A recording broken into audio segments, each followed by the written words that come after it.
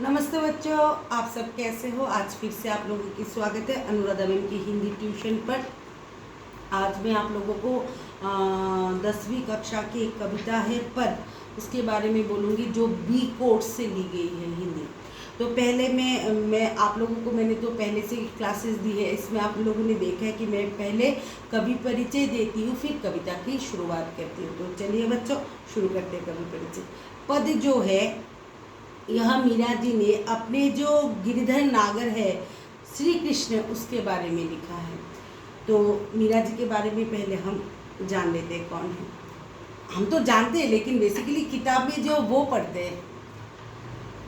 मीराबाई का जन्म 1503 में जोधपुर के चौकड़ी गांव में हुआ।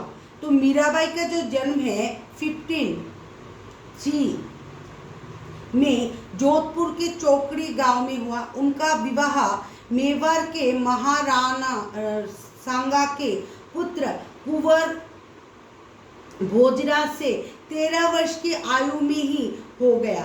तो मीरा जी की जो विवाह है ना, वह मेवाड़ के जो महाराणा सांगा के पुत्र है कुंवर भोजराज से 13 वर्ष की आयु में ही हो गई थी। परंतु दुर्भाग्यवश 8-10 वर्षों के उपरांत उनके पति की मृत्यु हो गई। लेकिन दुर्भाग्यवश उनकी वह सिर्फ 8 और 10 वर्ष तक ही संसार कर पाई अपने पति के साथ, फिर उनकी पति की देहांत हो गई थी।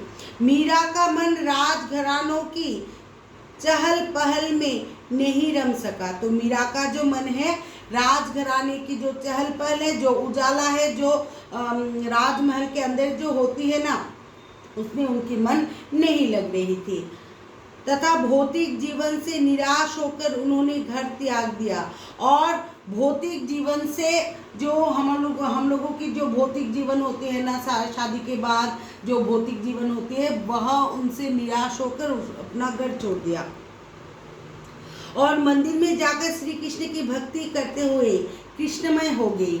और श्री कृष्ण के मंदिर में जाकर वह कृष्णमय हो गई। दैट मीन्स कृष्ण में अपना ध्यान, मन, तन सब कुछ न्यौछावर कर दिया बच्चों। मीरा संत रैदास की शिष्या थी। मीरा कौन थी? संत रैदास की शिष्या थी।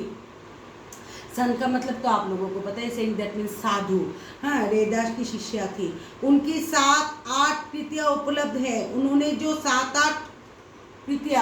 7-8 कविता या कहानी लिखी है वह हमारे सामने अभी भी है, हम पढ़ सकते हैं जाकर। अगर हम बोलेंगे कि मीरा जी की एक नाम बोल दो, आप कविता जो भी आपको पसंद है बोल दो, वो आपको मिल जाएगी पुस्तकालय से, दैट मीन्स लाइब्रेरी से। इनकी भक्ति दयनीय और माधुर्य भाव की भक्ति है। उनकी जो भक्ति है वह दयनीय और माधुर्य का मतलब होता है कि मीठी भाव, भगवान के लिए जो मीठी भाव और जो हर उसकी जो भक्ति होती है, गरीबों की जो भक्ति होती है, वह मीरा जी के पद में है। तो मैंने आप लोगों को कवि परिचय समझा के दी है बच्चों। आपको कैसी लगी ज़रूर बोलिएगा। अगर आप लोगों को कोई भी दिक्कत हो तो मुझे ईमेल में ज़रूर पूछिएगा।